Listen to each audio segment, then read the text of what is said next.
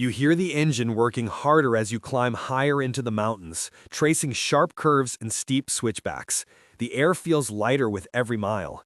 Out the window, you watch snow-capped peaks and endless evergreen forests slide by.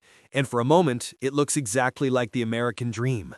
A quiet place in the high country where you could disappear from city chaos and finally breathe. For a few minutes, it feels like paradise. Then you roll closer to town and the picture changes. You start noticing for sale signs on empty lots, then more nailed defense posts, then whole stretches of road where every other driveway has a sign stuck in the ground. It looks less like a thriving resort and more like a cemetery of broken plans. The quiet here is not peaceful. It is the heavy quiet of an economy that has stalled out. You have arrived in the high country, one of the clearest examples of the post-pandemic housing bust.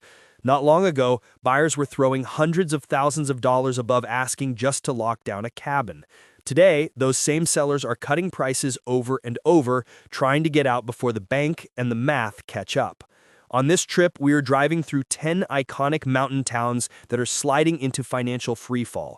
We will stop at a famous ski destination where listing inventory has exploded, and later in a luxury enclave where the typical sale price has fallen by close to $1 million from the peak. The numbers we're about to walk through are brutal for current owners, but for careful buyers, this might be the chance of a lifetime. If you want to know where the smart money is quietly watching the wreckage, tap like, subscribe to Discover the Nation, and stay with us as we track this crash in real time.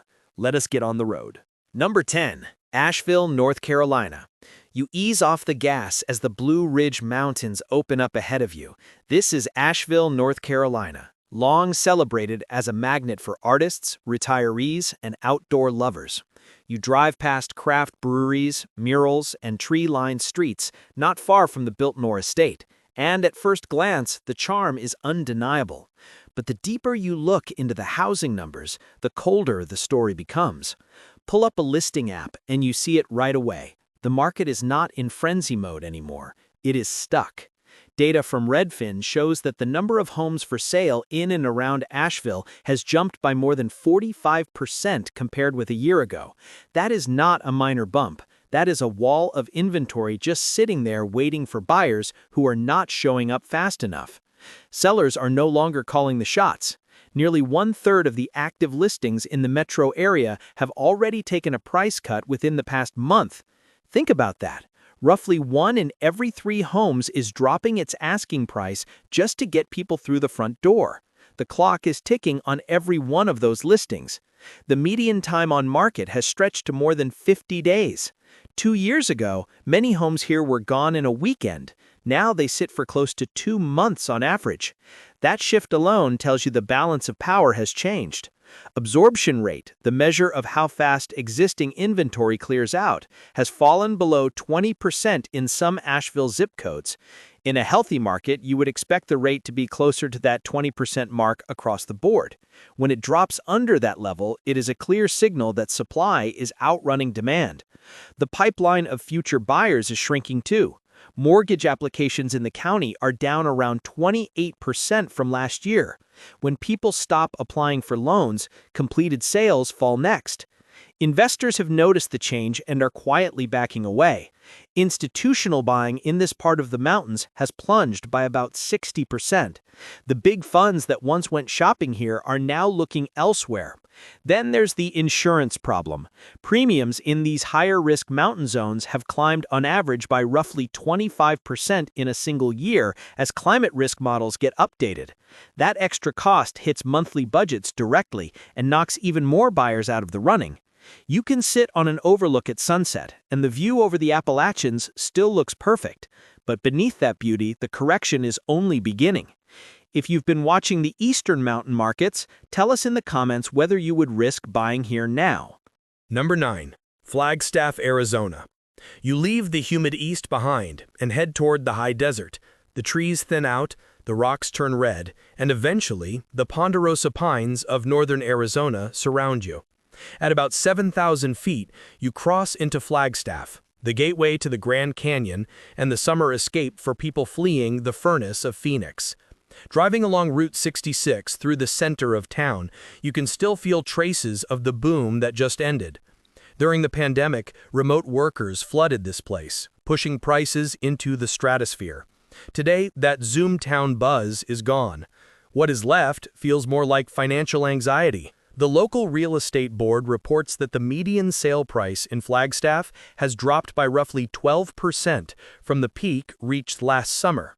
That may sound like a modest correction, until you realize that for the typical homeowner, that 12% represents nearly $100,000 of equity erased in a single year. On the edge of town, you pass rows of new houses that look perfect from the curb and completely empty on the inside. Builders are stuck. Permits for new single-family construction have fallen by more than a third because the existing inventory is already backing up. The current supply of homes has climbed to about 5 months of inventory, a level not seen since the middle of the last decade. Affordability is at the heart of the problem. The Regional Housing Affordability Index has slumped to around 55, which means the typical household earns only about half of what it would need to comfortably buy the median-priced home here. When the math is that bad, people do not buy. They delay, they rent, or they leave. Sales volume reflects that reality. Closed sales are down more than 20% compared with last year.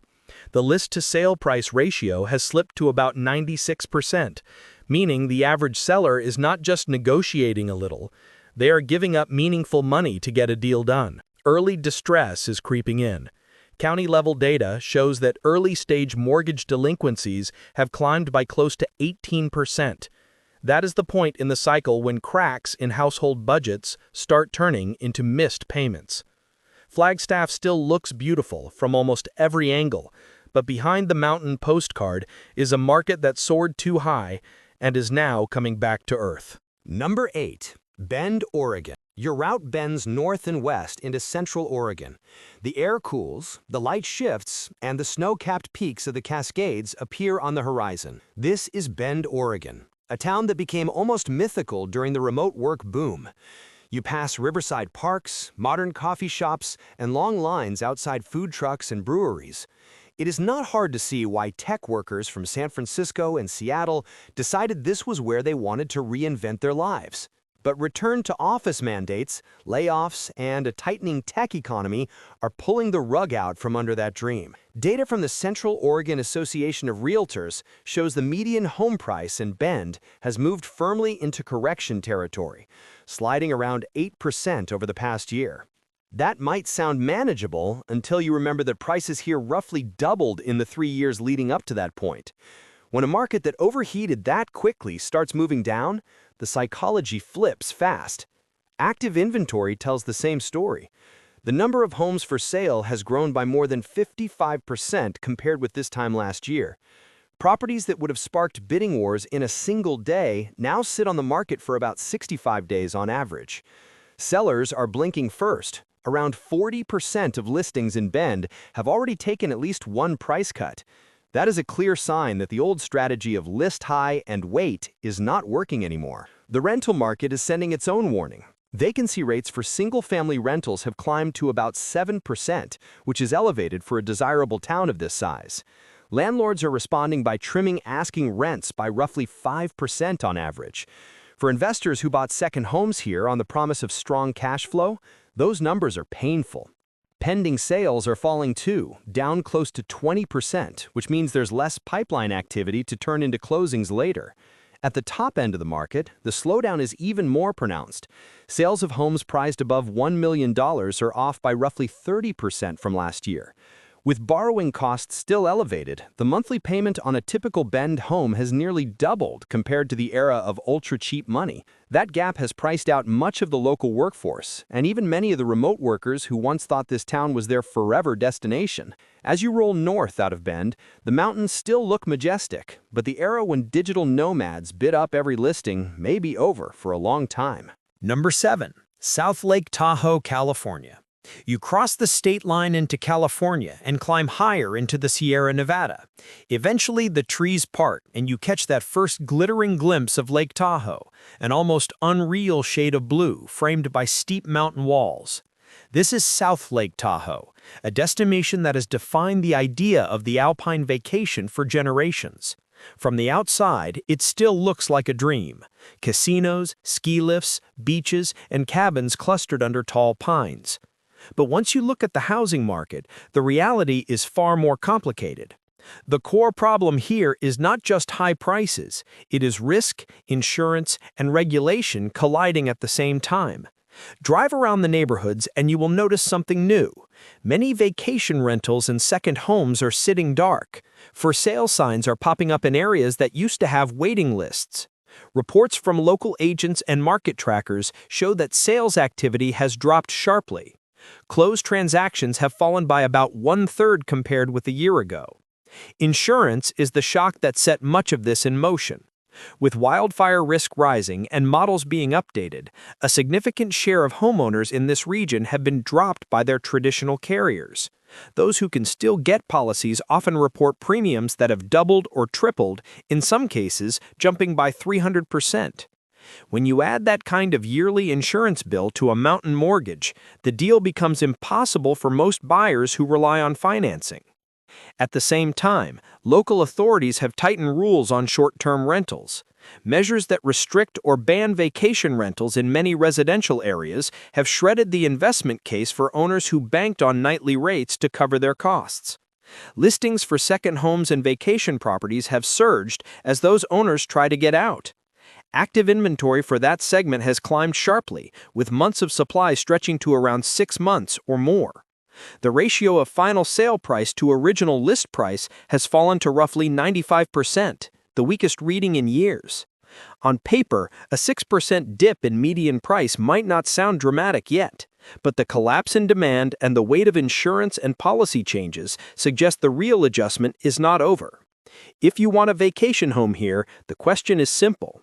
Are you ready to carry fast-rising insurance premiums, tighter rental rules, and a slower resale market in exchange for that lake view? Number 6. Mammoth Lakes, California. A long climb up the eastern Sierra brings you into Mammoth Lakes, a high-altitude resort town that became one of the biggest darlings of the post-pandemic escape crowd. The vibe here is pure mountain postcard. Chairlifts in the distance, condos wrapped in timber and stone, and a walkable village that feels built entirely around ski season and summer trails. On the ridges above town, the boom years are written in fresh roofs and brand new streets. Subdivisions carved into the forest to satisfy demand from Los Angeles, the Bay Area, and remote workers now tell a different story. Construction sites are quiet. Equipment sits parked for days. Projects that felt unstoppable in 2021 and 2022 are clearly slowing down. Local agents talk about a sharp drop in closed sales compared with the peak and a visible rise in listings. What used to be a tight market where anything near the lifts would disappear in a weekend now shows pages of options. For a small town, this much inventory is a red flag. The typical mountain home that was trading well into 7 figures is now being discounted. And those cuts represent hundreds of thousands of dollars in lost paper wealth for owners who bought late in the cycle. Price reductions are becoming standard. Many of the homes on the market have already seen at least one cut, some 2 or 3, especially in the luxury tier. High-end chalets and view properties can sit for months waiting for a buyer who is willing to take on both the mortgage and the carrying costs. Second home demand has cooled as higher rates, stock market volatility, and return-to-office policies hit the exact buyers who once drove this boom. Behind the scenes, the cost of maintaining a life at 9,000 feet is catching up. Heavy snow seasons mean higher utility bills, roof repairs, and special assessments in many associations. Insurance questions around wildfire, severe winter storms, and access roads have added another layer of concern. At the same time, the high cost of housing has pushed many local workers farther down the hill, leaving restaurants, shops, and service businesses struggling to keep regular hours. Mammoth Lakes still offers world-class skiing and stunning scenery, but the financial engine that powered the last surge is sputtering. If you buy here today, you are not just betting on the mountain. You are betting that the era of easy money for remote resort towns is not truly over. Number 5. Coeur d'Alene, Idaho.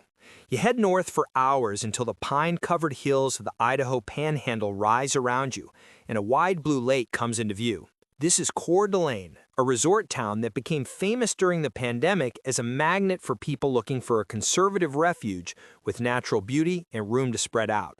For a while, it worked exactly as advertised.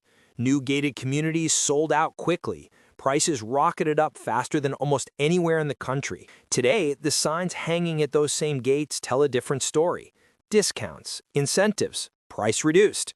The Alene Association of Realtors reports that the median home price has dropped by about 12% from the all-time peak. That is a serious correction in a short period. Months of supply have gone from less than 30 days of inventory to more than 4 months. That shift represents a complete reversal in bargaining power, from sellers holding all the cards to buyers calling more the shots. Sales counts have fallen sharply, with the number of homes changing hands down close to 29% year over year. In plain language, almost 1 in 3 deals that would have happened during the boom is not happening now. Affordability is the culprit. Local wages simply did not keep pace with the explosive rise in home values. The price-to-income ratio here has climbed to nearly double the national average, making the typical home feel out of reach for many longtime residents. At the same time, more owners are trying to exit. New listing activity has risen by roughly 15%. Just as the pool of buyers shrinks, the absorption rate has fallen to around 15%, a reading that lines up with a clear buyer's market. Even all-cash buyers, the group that once seemed unstoppable, are pulling back. Their share of total purchases has dropped by about 20%, a sign that big-money investors are steering their capital elsewhere. What you are watching play out in Coeur d'Alene is a classic boom-and-bust cycle. The difference this time is that it is happening in a place that many people thought would be insulated from the broader economy. Number 4. Park City, Utah. You point the car south and east into the Wasatch Mountains of Utah. The peaks tighten around the road, and soon you are in Park City, home to the Sundance Film Festival and some of the most expensive ski terrain in North America.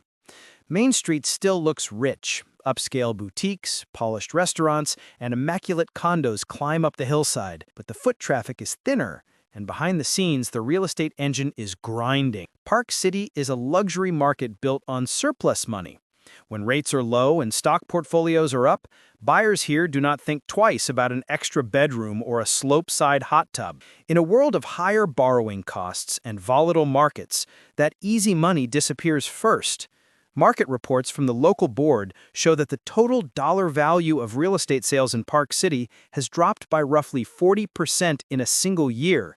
That is hundreds of millions of dollars in deals that never happened. The median sale price for single-family homes inside the city limits is down around 14% from the peak. For the median property, that translates into a loss on the order of $400,000 or more. The pile of inventory tells an even clearer story. There is now about 9 months' worth of high-end homes sitting on the market waiting for buyers. In the segment above $3 million, typical days on market have pushed past 150 days. That is 5 months or more of carrying costs for owners and spec builders who may already be stretched. Fractional ownership, a popular way to sell pieces of luxury properties here, is also slowing. Sales activity in that niche has fallen by more than a third. Half of all active listings have been on the market for at least 90 days. Spec builders are sweetening the pot in almost absurd ways, offering everything from fully furnished packages to luxury car giveaways, just to move inventory. This is what a fire sale at the top of the market looks like. The lifts still run, the snow still falls, but the balance sheet behind many of these homes is starting to crack. Number 3. Bozeman, Montana.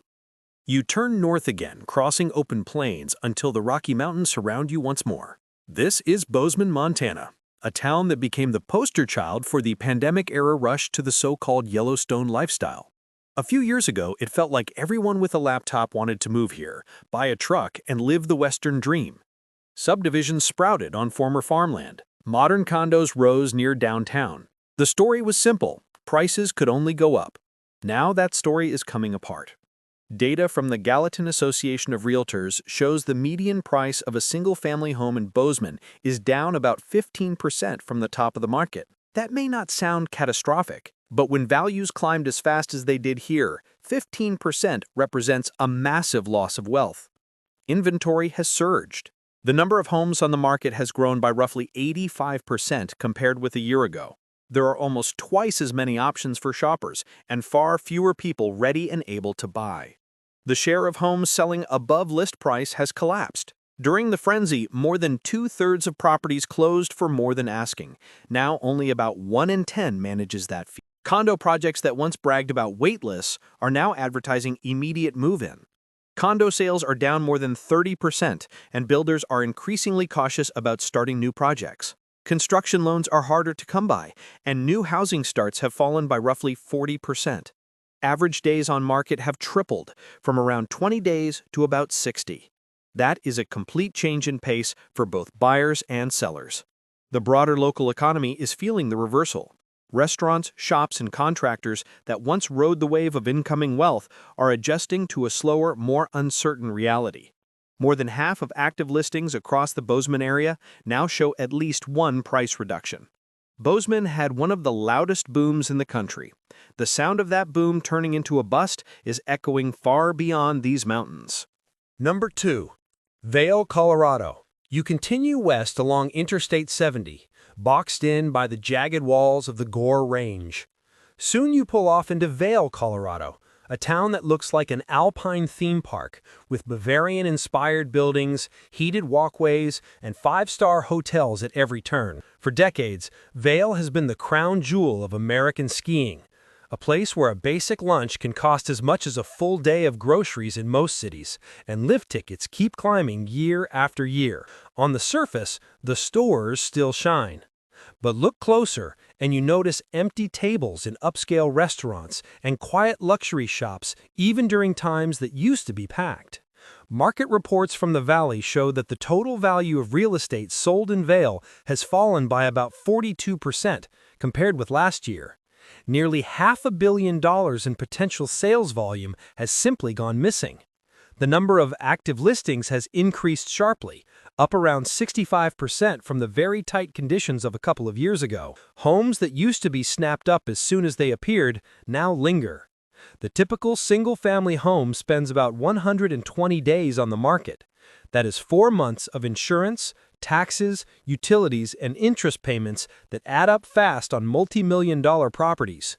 Price reductions have become standard operating procedure.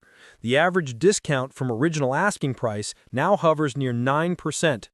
On a $10 million listing, that is almost $1 million shaved off just to reach the closing table. Behind the luxury facade, there is also a service crisis. Workers who keep hotels open, restaurants running, and lifts staffed have been priced out of local housing. Many commute long distances or leave entirely, forcing businesses to cut hours and leaving parts of town feeling strangely empty even in what should be busy seasons. Vail still delivers the image of peak mountain luxury. The question is whether that image is enough to justify the financial risks for new buyers coming in at this stage of the cycle. Number 1. Aspen, Colorado. Finally, you leave the polished streets of Vail and wind your way over Independence Pass into the Roaring Fork Valley. This is Aspen, Colorado, the place that has long defined the upper edge of American wealth. If Vail is where the millionaires ski, Aspen is where the billionaires build compound. You roll past designer storefronts, private jets parked at the airport, and chauffeured SUVs idling outside famous hotels. It would be easy to think this town is immune to the economic forces hitting everyone else. It is not. Recent market reports show the median sale price in Aspen down around 21% from the height of the boom. In dollar terms, that represents something close to $3 million shaved off the value of the typical estate. Transaction volume has been cut in half. The number of properties changing hands is down about 50% from last year. The market is not just cooling, it is freezing. You see grand estates that once carried price tags near $50 million sitting on the market month after month without serious offers.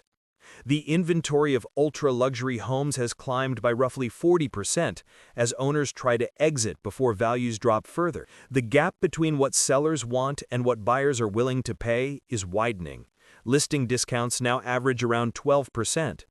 Even among the ultra-wealthy, no one wants to overpay in a declining market. Price per square foot, once north of $4,000, has slipped closer to $3,000. Land sales, the purest speculative bet in the valley, have collapsed. with volumes down around 70%. Developers are no longer rushing to assemble lots, they are stepping back and waiting. What you are seeing in Aspen is the top of the mountain turning from feverish to still. When that happens, the ripple effects move down the slope into nearby towns and then into entirely different regions. As the sun drops behind the peaks and shadows stretch across these empty mansions and half-occupied resorts, the road trip ends. But the story does not. These 10 mountain towns are early warning signs of a shift spreading across the country. Prices are not guaranteed to rise. Inventory is building. Insurance and regulation are redefining what it really costs to live in beautiful but risky places. The era of easy money is over. Which of these markets do you think will fall the hardest over the next 6 months? Tell us in the comments. If this deep dive helped you see beyond the staged listing photos, tap like, share this video with anyone dreaming about a mountain home, and subscribe to Discover the Nation so you never have to make a 30-year decision armed only with a sales pitch.